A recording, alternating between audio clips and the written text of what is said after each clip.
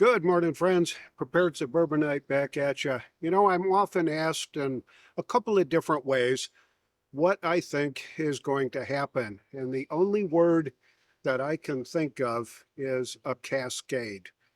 It really doesn't matter how it all starts when the collapse or the S hits the fan, whatever you want to call it.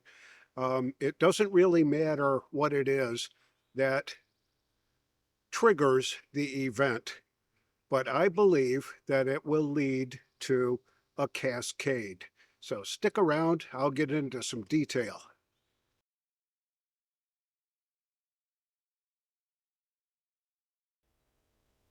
So I think if you look at it like a circle or a tire, maybe, that it only goes flat on one side when the tire loses its air pressure. So when that happens, you've only got a flat on one side, right? Yeah, well, I think what's going to happen is a cascade because one thing is dependent on another, which is dependent on another.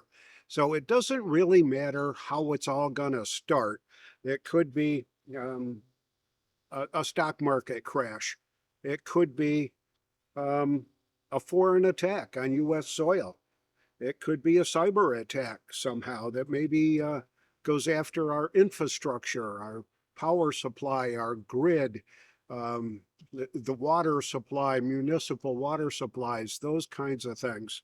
Um, it could result from an initial civil unrest, strife, and violence that may or may not occur during the presidential elections after the or during the um, election cycle that's coming up on us in less than 6 months from now.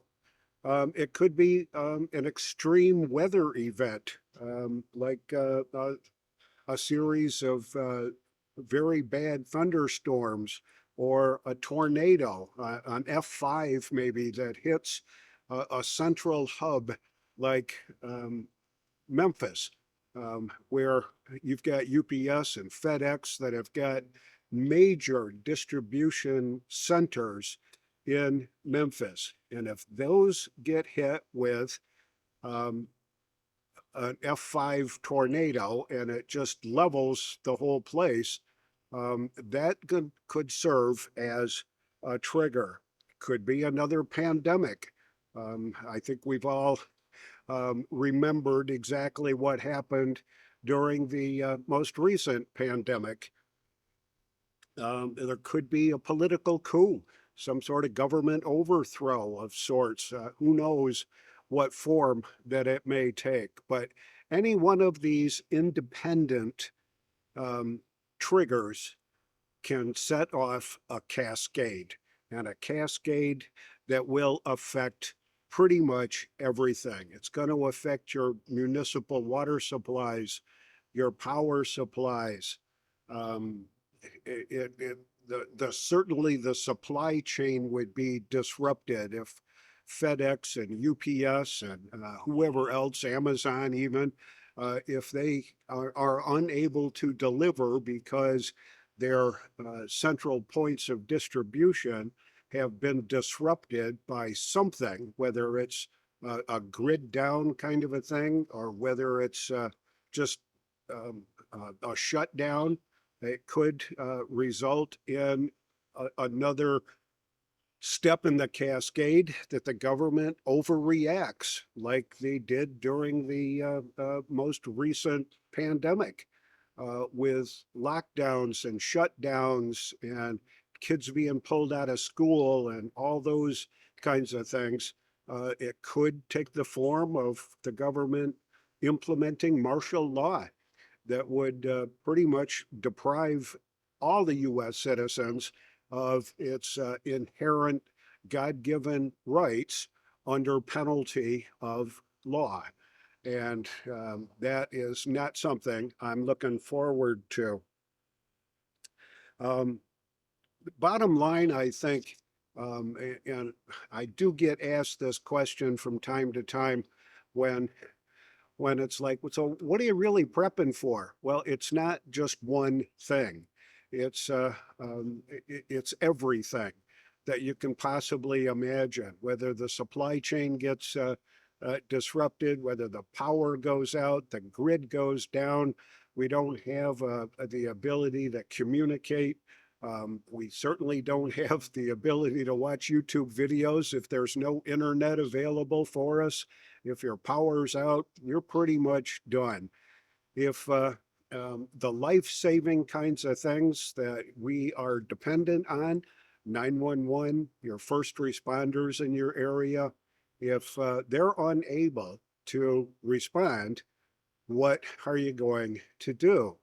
And I see the Cascade becoming a reality as we get closer and closer to whatever is going to happen. And it's not that far away, folks. It really isn't that far away. It could manifest itself in um, returning us to the 17th century, where we'd have to be 100% self-sufficient and self-reliant.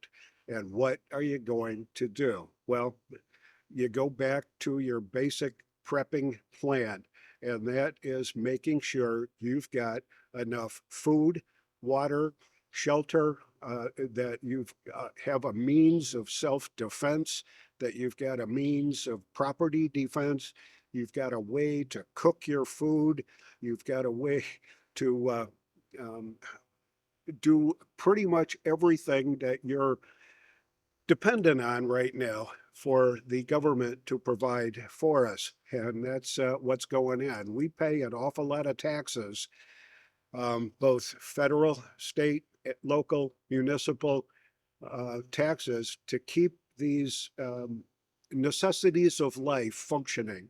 And without them, all we've got is ourselves to count on. And you may have a mutual assistance group or a tribe in your area that you depend on for support in times of need. We certainly do have a number of friends in this particular neighborhood that we can count on to help us through if we get stuck, and that we can help them through when they get stuck. And that's kind of what it's all about. But you got to re-examine exactly where you are. Once the cascade happens and the whole ball starts rolling down the hill with everything that you can imagine, from supply chain disruptions to power outages to grid down situations to lack of communication, inability to buy food, buy water, do any of that kind of stuff. We have to make sure that we are ready for that horrible, horrible event. The Cascade, I think, is the most likely scenario. Government overreaction to anything like this is certainly high on my list, knowing that they have the power to um, enact martial law, that they could postpone elections, they could lock us all down. We'd we'd be pretty much out of luck. So take time now while we can. We've still got a little bit of time left where we can make sure that we have enough food to get you, your family, and your closest allies through at least a year, maybe two, but I think that's pretty much it. I've looked at our stores. We've taken inventory recently. We've filled in a few of the weak spots that I've identified, and I urge you all to do exactly the same thing. Take a good hard look at where you are, what you've got, and what you may need, and work like the Dickens to make sure that you've got your weaknesses and your gaps all filled in. This is the Prepared Suburbanite reminding you to be prepared always, because we need to be. And I'll see y'all on the next video.